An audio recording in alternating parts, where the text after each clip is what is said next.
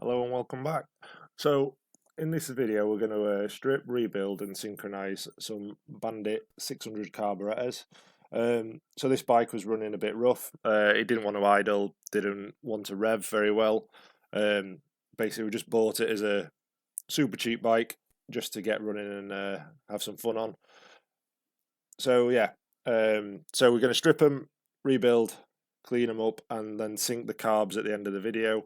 So straight in there, I'm assuming you're going to know what you're doing to get the carbs off the bike and refitted on. So we'll try and skip through that, but straight away, tank seat comes off, tank comes off, airbox needs to be loosened off so it can be shuffled back. So crack on with that. So, just in case you didn't know, under the tank you got 4 connections. One vacuum hose on carb number 4, which is for the Petak valve. One maiden fuel hose, again in the center of the tank, and then 2 vent hoses at the back right-hand corner of the tank that just need disconnecting. The hoses are quite short, so it is a bit tight. If the tank's still got fuel in it, it's a 2-man job, just to make it easy. If it's empty, then you can probably do it on your own. Just protect your frame so you don't scratch the living daylights out of it. And then that's tank off, so that gives you access to top of the engine.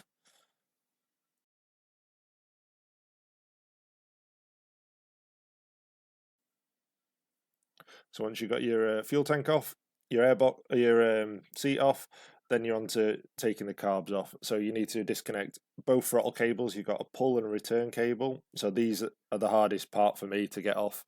They're a pain. But it's an 11, I think it's an 11mm spanner. Loosen off the cable clamps on top of the carbs, and then you should be able to wiggle the cable out, and then it's just a case of getting the barrel out of the carbs, which involves some fine finger work, some long nose pliers ideally, and maybe some 90-degree picks, depending on how tight they are in there. But they're just a barrel end of a cable stuck in the carb. Keep a note of which orientation your cables are in, but you can figure it out after the job is done as well. So when you're putting it back together, then you've got your choke cable to disconnect, which is dead easy. That just unhooks. 4 clamps holding it onto the carburetor, onto the engine. So these are just 4 circle clamps. So they're just normally a screwdriver, and away you go. And then 4 holding it onto holding the airbox on the other end. And once you've got all those disconnected, you should be able to slide the carburetors out of the right-hand side of the bike.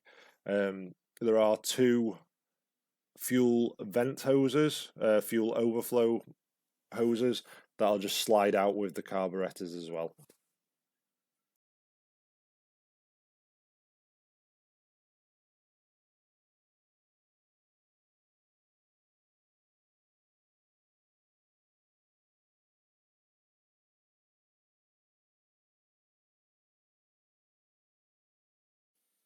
If you're not sure on anything on this, or once you disconnect it, you're not sure you'll be able to put it back together, good course of action just to make a note of it, a bit of masking tape around it, and write a pen line on it, what it actually does, where it goes to, so you understand it when you go back together. But it's all pretty simple. There's not too many connections. There's not a lot of space. You just have to wiggle the carbs out. They're tight on the rubbers because the obviously 2001 bike. It's 23 years old as now, so it's quite old. So yeah, just be careful, get them out, and away you go.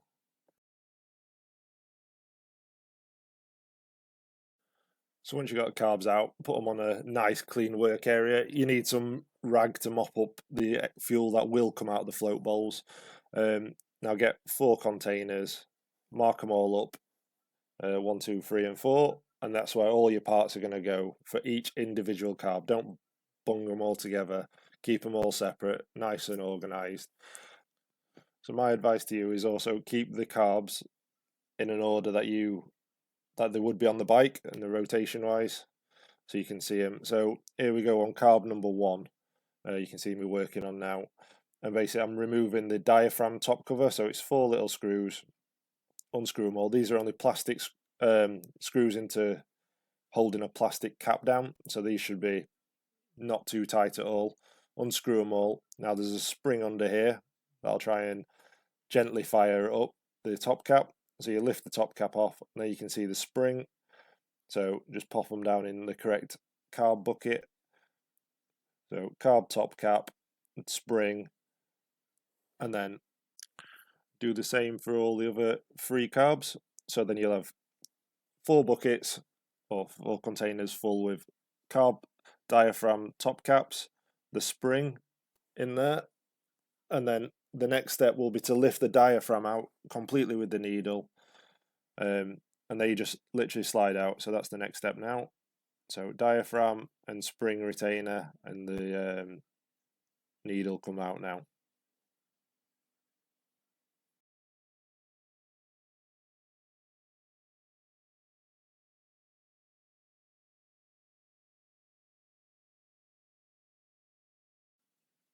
Once you've got all 4 of them stripped down, that's the top of the carbs done.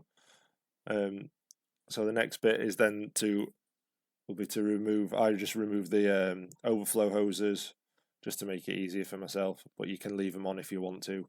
And then the next bit will be to flip the carbs over and be ready for fuel to pour out the float bowls everywhere. So then you'll need to mop up.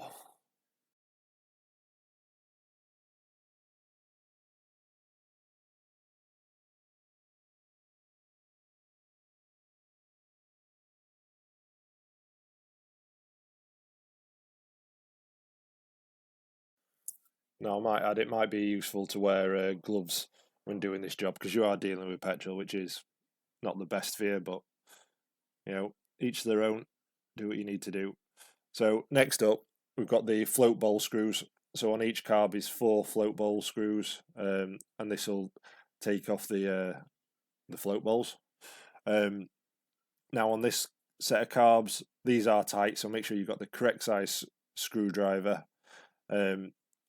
And we also struggled with 2 of the screws. They were too tight, couldn't get them done. So I got an impact driver and just gave them a tap, and that freed them off. If you don't have one of these tools, I'd look into getting one, because they are amazing at this sort of when you're in this situation.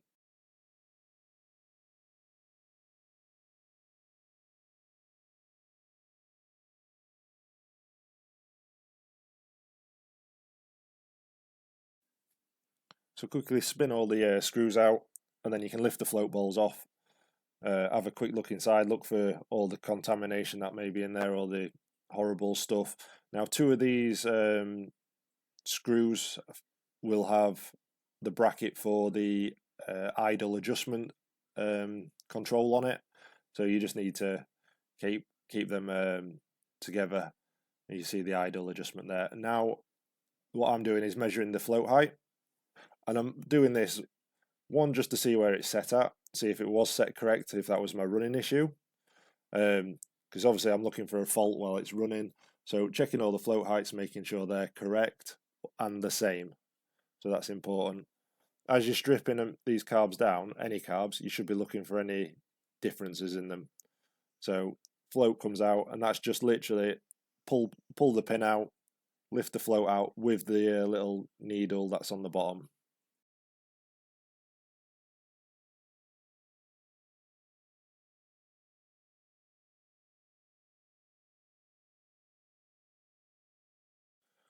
So then that's all 4 floats out of the carbs, all the needles, float needles out the carbs.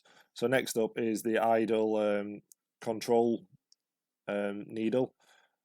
Now what I'm going to do on these is actually wind them all the way in and measure how many screw turns there are in on each one.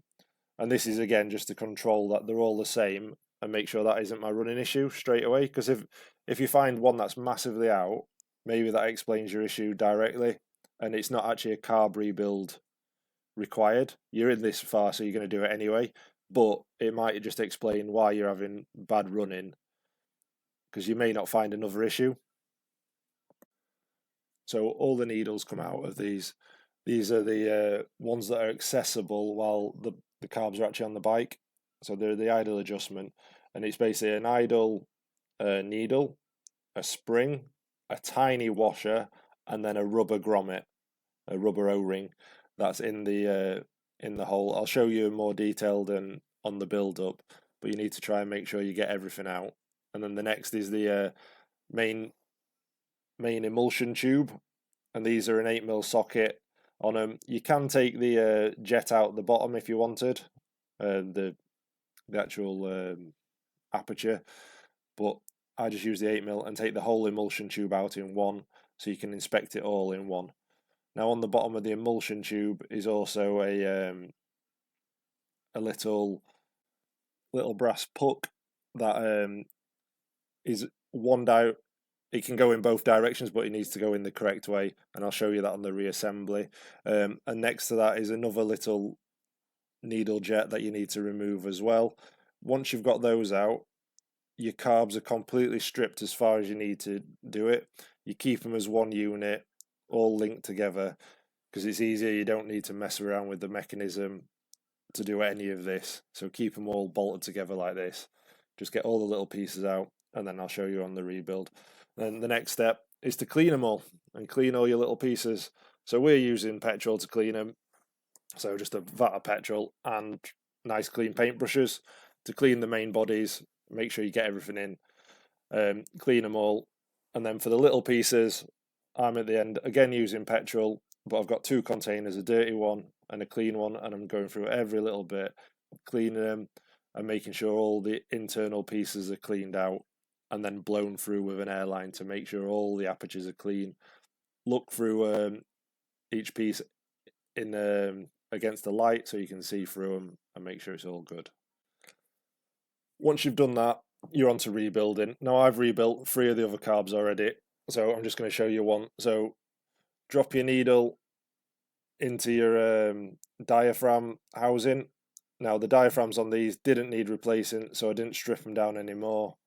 You have to find a different video if you want to do that, but needle in, cap on the top, and then drop the diaphragms into it, and then spring and your top cap.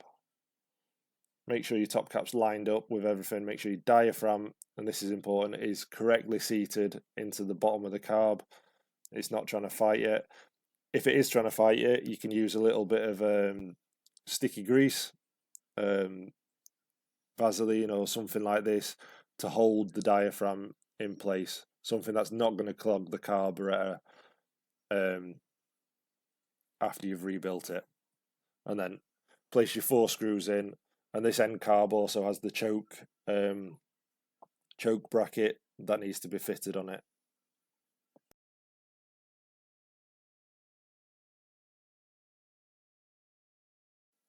Repeat that on all the 4 carbs and you'll be exactly the stage where we're at now. So I've just shown you on 1 because it's, what's the point in showing you on 4?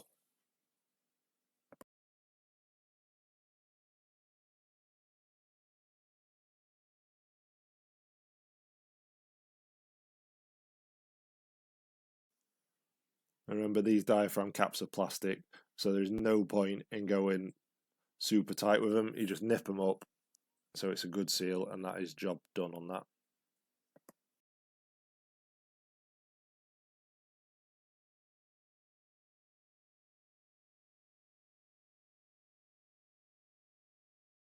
So once all 4 are done, flip the carbs back over, wedge them up with a screwdriver or whatever, so you're not fighting them on the desk.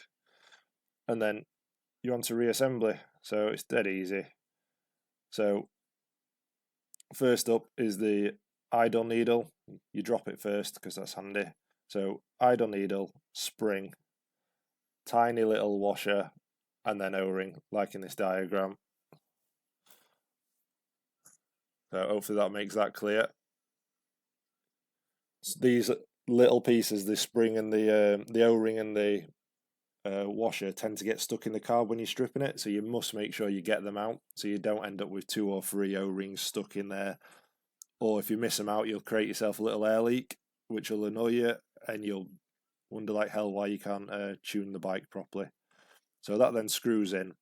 Now the standard settings for these I believe are all the way in, and that is just a nip, like just until it stops, and then it's 1 7/8 turns back out. I do them to 2 turns back out to stock because this has got a clean air filter on it. It's also got an aftermarket exhaust on it as well, so it needs a little bit more fuel. And then the emulsion tube and the brass puck. Now one end of this is concave and one end is convex, so you can line them all up. So you can see the puck at the end is convex, and that goes to the emulsion tube and it drops into the carb. So just make sure you get your orientation correct on this, so you get your distances right, and that just screws in. And again, it's just a nip, you don't have to over tighten it. And then the next little jet tube just drops in and just screw it down until it stops. And again, just a tiny nip. These are all brass into aluminium. They don't need to be tight. They need to be tight, but not overly tight. So don't overdo it. Now you're into the float. So needle just drops onto the back of the float. The float goes in, and then you slide the pin in, nice and easy, just like that. Check your float heights, and I believe from memory on these carbs it's 17mm. So make sure you adjust it from the to the correct specs. These are all available in the workshop manuals, Haynes manuals, and you can get that online as well. So if you don't have a book for it, you can get it online. And that is that done. So that's the bottom of the carb rebuilt. It really is that simple. There's nothing to it. It's just slow, steady, methodical work. New gasket going into the bottom of the carb. And again, if these fight you a little bit, don't want to stay in, a little bit of sticky grease holds it in place. As you flip it over and line it up, make sure it's still in the correct in its groove. It's not dropped out, because you don't want it leaking fuel everywhere and annoying you. So run all your screws in, and again, just a nip to seal them up. Once you've got all your carbs reassembled like this, they're all exactly the same. There's nothing special about one to the other. They are all identical.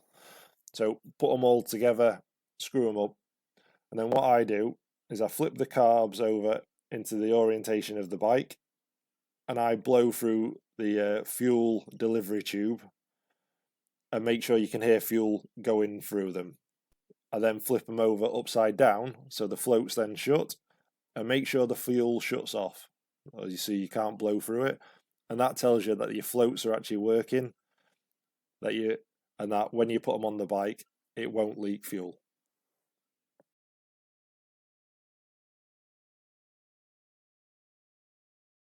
Now, last check before you put them on the bike, make sure all the sliders are free and damped with the damper at the top. If any of these move in a different way to another, so they should all move freely but have a little air damping to them, then you've got a problem with the diaphragm or the slider section, so you need to check that. Then refit the carbs exactly the same as removal, so I'll leave you to that and we'll get straight onto the first start.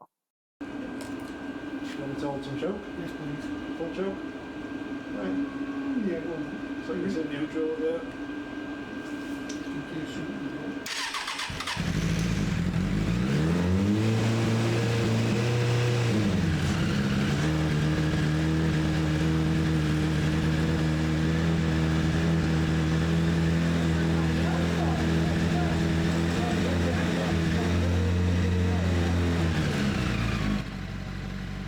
So she's running, she's a bit lumpy at this stage. You need to make sure she's on all 4 cylinders by just touching the exhaust before it gets hot.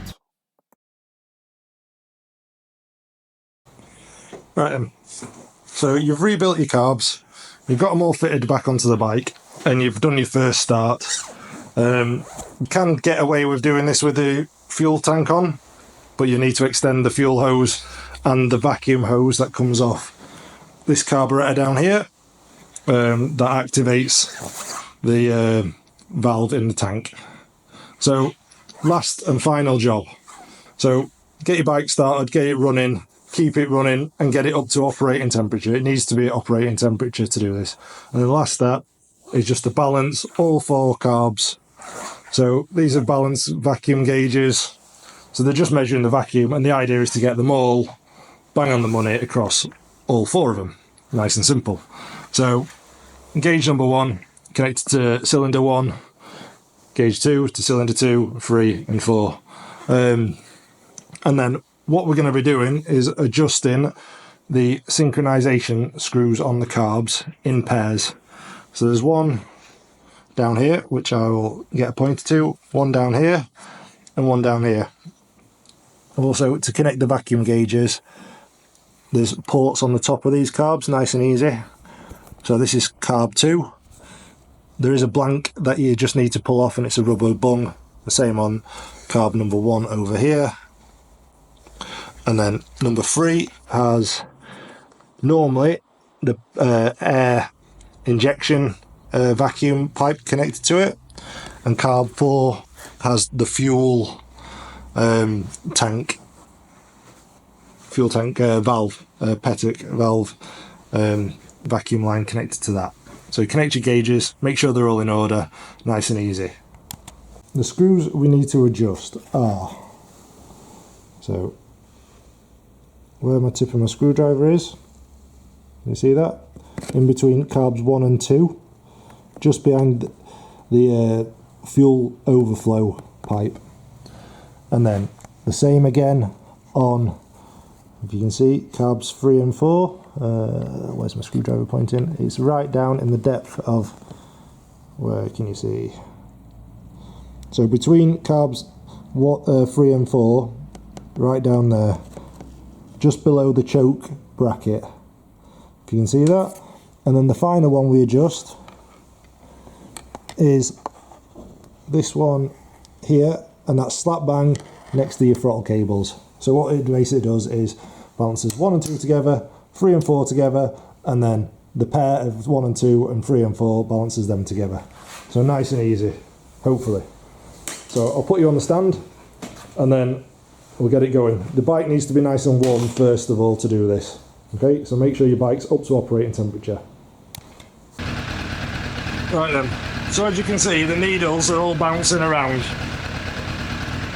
So what we're going to do is increase the revs of the bike up a little bit.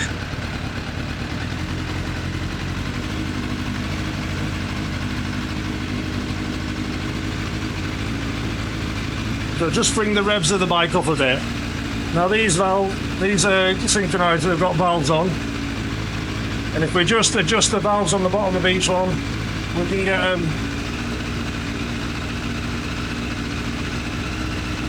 where hopefully they're running nice and true.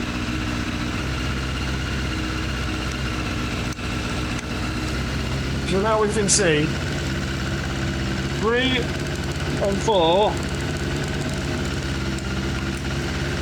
3 and 4 are actually not too far away, only a little bit. 1 and 2 are a little bit more out. So we're going to start with 1 and 2. And we're going to adjust the screw in between carbs 1 and 2.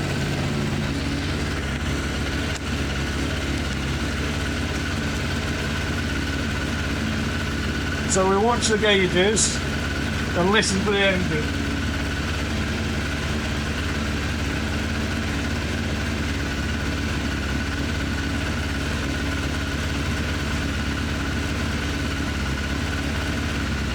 And it's just a small adjustment. Smoothing out a bit, then you need to rev it a little bit and let it settle back down and look again where we're at. So a little bit more.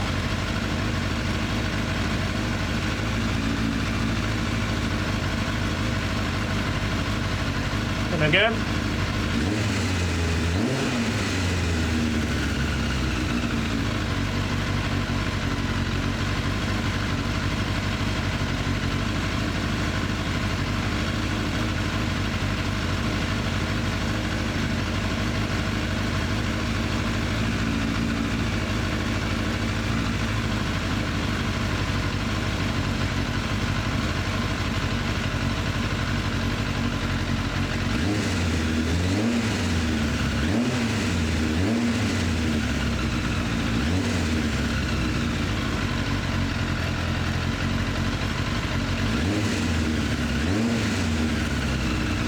I've been going the wrong way.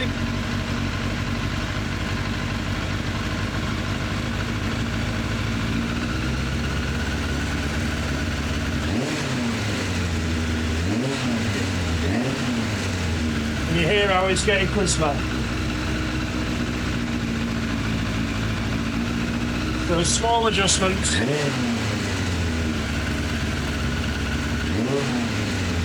And 1 and 2 now I'm happy with. So 3 and 4. I'm already quite close.